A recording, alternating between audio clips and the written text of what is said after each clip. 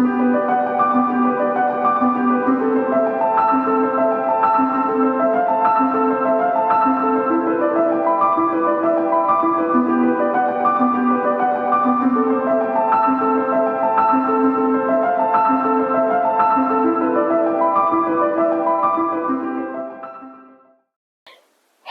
Du coup, je prends, on est le dimanche 10 mai. Il est 14h15 à peu près. Je vais pas vous mentir, je vais pas faire grand chose de la journée parce qu'hier soir j'ai été en petite soirée chill avec Mimi et Momo. Et bah on a parlé, on a parlé, on a parlé, on est rentré à 4h du mat. Voilà. Donc ce matin réveil tardif, d'où le petit déjeuner en même temps que le déjeuner, forcément. Je voulais juste vous parler de deux, trois trucs, vite œuf. Surtout d'un coup de gueule que j'ai à faire parce que là j'en ai gros sur la patate. Et j'en ai déjà parlé jeudi toute la journée. Parce que ça m'a niqué ma journée de jeudi, donc celle à qui j'en ai parlé jeudi, désolé, mais faut que ça continue de sortir. Mais les secrétaires là, qui se permettent, les secrétaires de médecins là, qui se permettent de te dire que tu devrais pas suivre les conseils d'autres médecins. Mais vous vous prenez pour qui? Sincèrement, vous vous prenez pour qui? C'est vous qui avez fait médecine?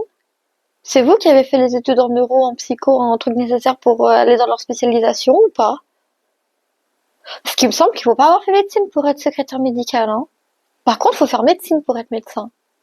Donc à quel moment, en tant que secrétaire, tu regardes un patient qui vient pour une mise au point classique, déjà tu l'as fait sentir comme une merde parce que parce que t'as décidé que c'était pas une bonne journée pour toi deux fois de suite, aussi bien le jour où elle t'a appelé 2 semaines avant que le jour de la visite, où je me suis pris dans la gueule de non mais j'ai pas une machine, hein, le logiciel il marche pas. Bah ouais, mais c'est pas moi qui ai l'écran du logiciel du PC vers moi, donc moi je vois pas que ton logiciel il marche pas en fait. C'est pas la peine de me parler comme ça. Après, quand je lui donne les recommandations de mon psychiatre, elle me dit oh bah oui, mais moi ça m'arrange pas parce que s'il faut décaler le rendez-vous, j'ai pas que ça à faire.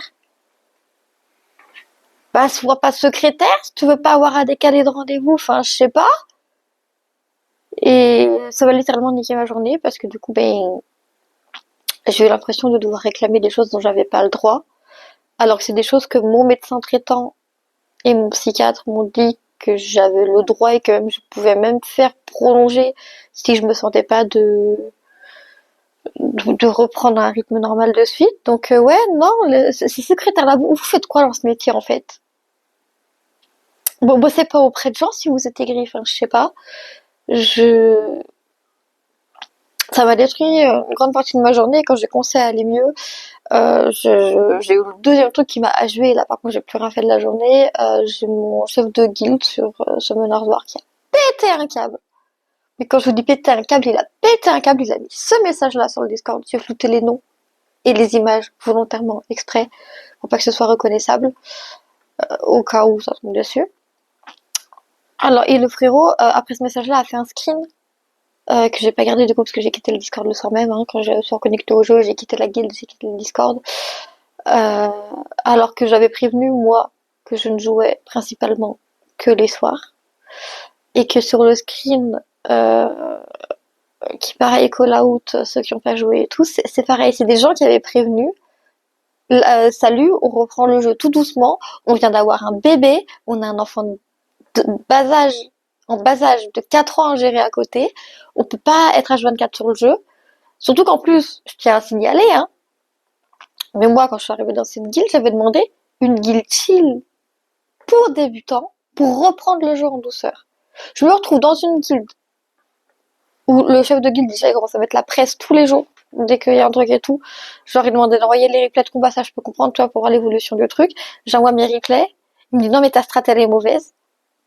Euh, soit faut outspeed, soit faut mettre des tanks. Frérot, mon compte il date d'il y a 5 ans, je suis en train de le réhabiliter maintenant. J'ai repris le compte, il avait quasiment 3000 runes le truc, alors que là j'ai trié, j'en suis à 1700 et je suis encore en train de trier, de finir et d'affiner les trucs. Donc oui, mais moi, ils sont runés comme il y a 5 ans, ils sont pas opti, forcément j'ai des défaites et j'ai pas toutes les stratégies. En plus, je trouve ça plein de mobs qui sont arrivés en 5 ans que je connais pas.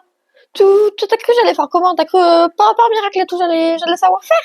Hey! Donc là, déjà, à ce moment-là, j'ai commencé un peu à angoisser les jours où il y avait du PVP. Parce que le PVP entre guildes, c'était évidemment pas tous les jours.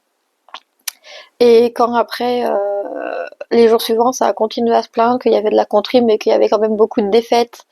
Je savais que j'étais pas la seule, mais je me suis quand même sentie vachement visée parce que ben, du coup, j'ai un compte qui a un petit niveau. Enfin, genre, j'ai quitté le jeu, j'étais un F3.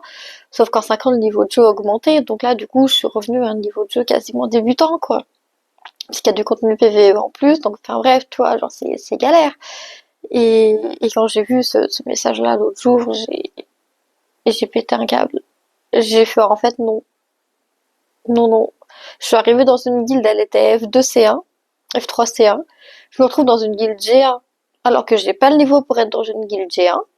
Je, je me fais trash talk. Le chef de guilde, il nous traite comme de la merde. Il commence à call out des gens, les gens qui ont justement mis dans le canal absence, qu'il a créé volontairement pour qu'on puisse mettre les soucis, les périodes de jeu, etc. Il call out des gens qui sont dans ce canal absence et qui ont justifié leur absence.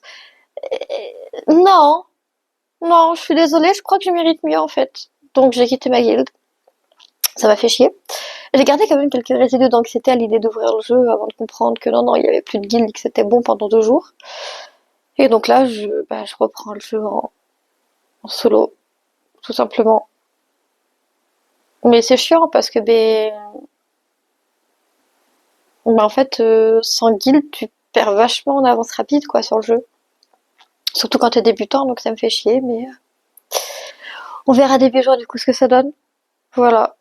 Programme de la journée, on va aller très doucement parce qu'on est en deuxième jour de règle, mais je sens que mon corps il est en train de me tuer, aussi bien au niveau des tensions oculaires que des mal de tête, que des crampes, il me fait autant qu'un premier jour. Alors que le premier jour c'était hier, donc je pense que je vais beaucoup scroll YouTube, trucs et tout sur la journée, mais je tenais à vous parler de ça. Je tenais aussi à vous parler un peu du rendez-vous psychiatre qui s'est très bien passé, lui par contre, un bonheur. Donc là bientôt j'aurais déjà dû le recontacter jeudi, mais là, comme tu viens de le voir jeudi, ça a été vraiment une journée catastrophique. Pour du coup faire un bilan complet, bilan psychomotricien et bilan neurocognitif. Et du coup pouvoir estimer les troubles que j'ai, parce que je vous l'ai dit, même si je ne suis pas contre l'autodiagnostic, ce n'est pas quelque chose que je veux faire. Donc voilà, on va voir avec le psychiatre et puis voilà. Sur ce, à toutes pour le reste de la journée.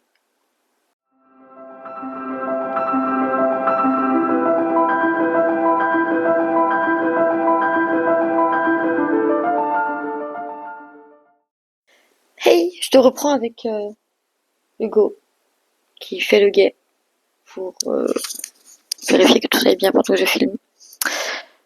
Tu fais quoi? Tu veux monter sur la bibliothèque? Tu peux? Non? Vas-y, saute! Tu peux, mon cœur? Oui?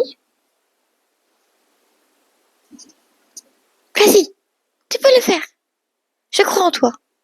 Oui! C'est bien, mon amour. Tu montes? Ah non, tu veux inspecter ce qu'il y a dessus maintenant que t'as fait tomber l'autre armoire. Ok. Tu montes en haut? Il va monter. Il va monter, regardez. Tu montes, mon amour? Allez, saute! Tu peux le faire. Oui! Oui! Mon amour. Bref, oh, comme t'es beau. Donc, il est 23h30 et quand Hugo se met là-haut, c'est qu'il veut que j'aille dormir. Ce qui soit parce que j'ai un peu une tête de déterré, j'admets. Mais du coup, je reviens te voir parce que du coup, je vais te parler du film que j'ai vu ce soir, donc Deadpool 2. Deadpool, un truc qui est très bizarre, c'est que sa VF, je ne la supporte pas mais que dans ce film. Ryan Gosling joue dans Détective Pikachu. C'est la même VF que dans Deadpool 2, et dans Deadpool 1, et dans Deadpool X Wolverine. Je ne supporte pas sa voix dans Deadpool. Mais dans Détective Pikachu, j'ai adoré. Donc, Deadpool, du coup, j'avais tenté de le regarder en VF. J'avais décroché très très vite, je crois une vingtaine de minutes maximum. J'avais décroché, donc vraiment une calamité. Et là, en regardant en VF, eh ben, l'humour est moins gras, l'humour est moins lourd. Il y a beaucoup plus de références geeks et ça passe mieux. Donc, Deadpool 2, c'est pas un film incroyable, d'accord, mais je vais pas dire ce que j'ai pas dit. Ça reste du super-héros.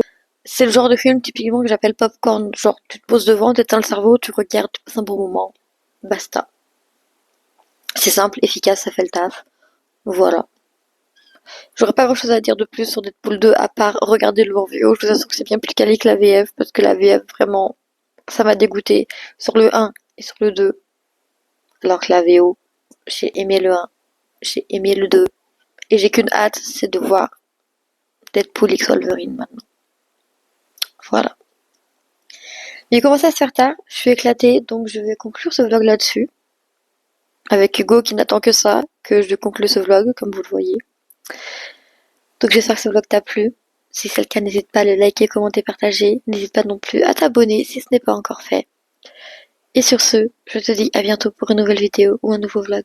Des bisous, bye bye!